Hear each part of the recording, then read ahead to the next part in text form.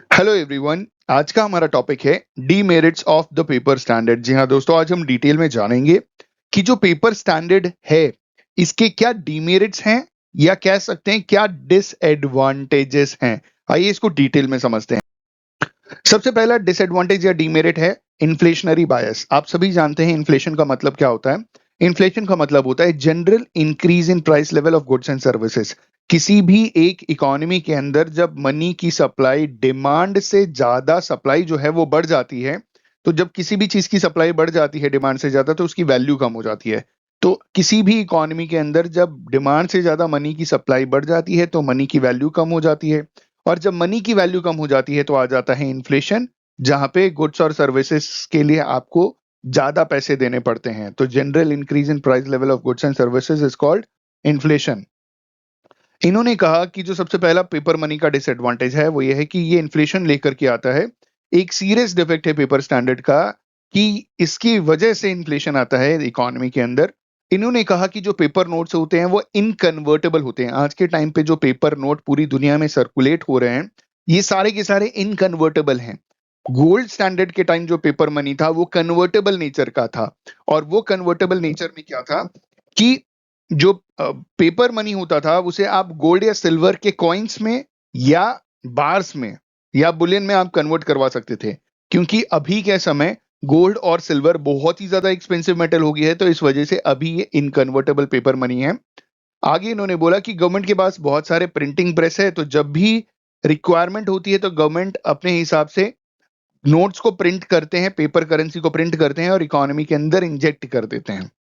Government ये process deliberately करती है, मतलब जानबूझ करके करती है, ताकि अपनी फाइनेंशियल इमरजेंसी की नीड को मीट आउट कर सके। जैसे वॉर के समय जरूरत पड़ गई, डिफ्लेशन आ गया तो जरूरत पड़ गई, बजट डेफिसिट है, ठीक है, मतलब खर्चे ज्यादा हैं और पैसे कम हैं, तो सरकार ज्यादा नोट प्रिंट करके इकोनॉमी के अंदर इंजेक्ट कर देती है। और इससे क्या आ जाता है, मनी सप्लाई बढ़ जाती है और एक देश के अंदर इन्फ्लेशन आ जाता है। ठीक है। दूसरा डीमेरिट कह रहे हैं कि प्राइस स्टेबिलिटी एक मिथ है। कहा जाता है कि प्राइस स्टेबल उठता है, लेकिन सही में प्राइस स्टेबल तो रहता ही नहीं है। इन्होंने कहा कि ये बात पॉइंट आउट की गई है कि जो पेपर स्टैंडर्ड का मेरिट होता है वो ये होता है कि प्राइस स्टेबिलिटी होती है in comparison to gold standard. लेकिन एक्चुअली में जो प्राइस स्टेबिलिटी होती है वो एक मिथ है, क्योंकि मेजॉरिटी ऑफ द कंट्रीज ने पेपर स्टैंडर्ड में इसे कभी एक्सपीरियंस नहीं किया। ठीक है, इसे एज अ मिथ ही समझा गया। प्राइस स्टेबिलिटी का मतलब लंबे समय तक किसी भी गुड्स या सर्विसेज की कीमतें नहीं बढ़ना। आप खाने पीने की चीजें देख लो, बहुत तेजी से कीमतें बढ़ती और घटती रहती हैं। ठीक है, और जिस चीज की कीमत बढ़ जाएगी गुड्स या सर्विसेज किसी भी चीज में, वो कम नहीं होती।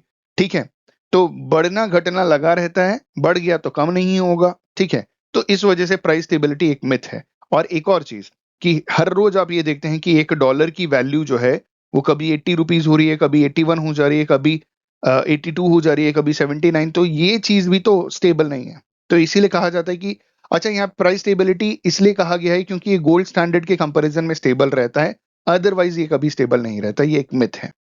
अगला डिमेरिट या डिसएडवांटेज है एक्सचेंज इंस्टेबिलिटी। अब एक्सचेंज इंस्टेबिलिटी मतलब एक्सचेंज रेट इंस्टेबिलिटी, यानी $1 अगर 80 रुपीज के बराबर है तो कभी 80 होता है, कभी 79 होता है, कभी 81 होता है। तो ये जो एक्सचेंज रेट है ये कभी स्टेबल नहीं रहता, आप सभी जानते हैं, ये हर रोज बढ़ता घटता रहता है। इन्होंने कहा कि जो अगला डिसएडवांटेज है इस सिस्टम का, इसके वजह से क्या होता है कि एक्सचेंज रेट में इंस्टेबिलिटी आती है, क्योंकि जो फ्लक्चुएशंस होते हैं वो बहुत ज्यादा होते हैं एक्सटर्नल प्राइसेस में, एज अगर उसे कंपेयर किया जाए इंटरनल प्राइसेस के मुकाबले। ठीक है, और ये जो वाइड या वायलेंट फ्लक्चुएशंस होता है एक्सचेंज रेट का, ये बहुत ही ज्यादा हार्मफुल होता है किसी भी एक देश के ग्रोथ के लिए, इंटरनेशनल ट्रेड के लिए, या कैपिटल मूवमेंट्स के लिए जो एक देश से दूसरे देश होता है। कैपिटल मूवमेंट्स के लिए आप ऐसे समझिएगा कि अगर एक देश ने किसी दूसरे देश से पैसा उधार लिया तो एक देश से दूसरे देश में कैपिटल मूवमेंट हुआ। ठीक है, कई बार क्या होता है कि वर्ल्ड बैंक या इंटरनेशनल मॉनेटरी फंड आपको पैसे नहीं देता तो आप दूसरे देश से उधार ले सकते हैं। जैसे श्रीलंका ने चाइना से बहुत ले रखा है, पाकिस्तान ने तो हद से ज्यादा चाइना से ले रखा है। ठीक है, तो एक देश से दूसरे देश में कैपिटल का जो मूवमेंट है वहां पे भी ये बहुत ज्यादा प्रॉब्लम क्रिएट करता है। आगे कहा जा रहा है कि these have led government to adopt exchange control measures. तो इसी वजह से सरकार एक्सचेंज कंट्रोल मेजर्स को अडॉप्ट करती है।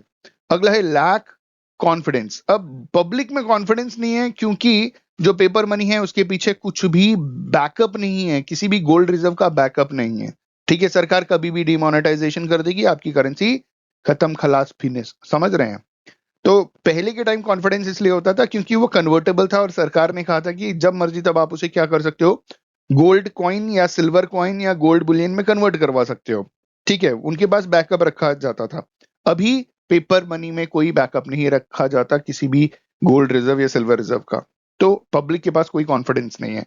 वो कॉन्फिडेंस बस इसलिए क्योंकि सरकार उसे लीगल टेंडर बोल रही है तो लोग चला रहे हैं, अदरवाइज वो भी ना चले।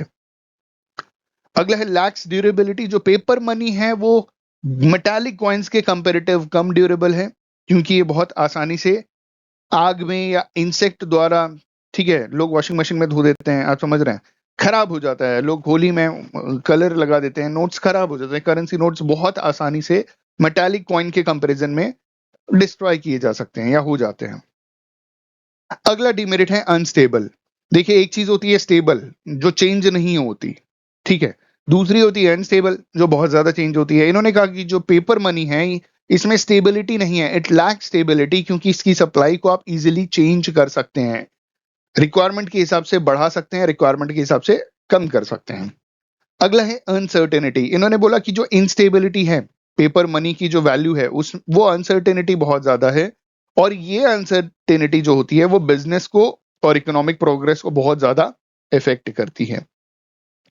अगला है टोकन मनी। इन्होंने कहा कि जो पेपर मनी होता है वो एक तरीके का टोकन मनी है, ठीक है, और डिमोनेटाइजेशन ऑफ नोट के समय इसकी कोई इंट्रिंसिक वैल्यू नहीं रहेगी और ये सच अ वेस्ट ऑफ पेपर हो जाएगा, कोई वैल्यू नहीं। अगर डिमोनेटाइजेशन का 500 रुपया आज के डेट में आपके पास है, मैं इन द ईयर 2023 की बात कर रहा हूं, तो वो आपके लिए अभी पीस ऑफ पेपर है, वो उसका कोई वैल्यू नहीं है और आप उसे गवर्नमेंट को आप दे भी नहीं पाओगे और बदले में नई करेंसी ले भी नहीं पाओगे, तो वो वेस्ट हो गया आपका 500 रुपए। 500 रुपए इंसान जब कमाता है तो कितनी मेहनत लगती है, जब जो कमाता है ये वही समझ सकते हैं, लेकिन ये जो वेस्ट हो गया डिमोनेटाइजेशन की वजह से, तो टोकन मनी है इसलिए वेस्ट हो गया। पहले क्या था, वो फुल बॉडी कॉइन था जिसकी इंट्रिंसिक वैल्यू और एक्सट्रिंसिक वैल्यू दोनों बराबर होती थी। और लास्ट जो डीमेरिट है वो है कि नॉट ऑटोमेटिक, ये ऑटोमेटिक काम नहीं करता। जो पेपर करेंसी स्टैंडर्ड है ये ऑटोमेटिकली ऑपरेट नहीं करता, इसको एक हाईली मैनेज स्टैंडर्ड की जरूरत पड़ती है। मॉनेटरी अथॉरिटी इसे बहुत ही ध्यान से, मतलब मच केयर कॉशन के साथ इसे क्या करती है, मैनेज करती है। थोड़ा सा भी केयरलेसनेस जो है वो एक इकोनॉमी के अंदर डिजास्टर ला सकता है।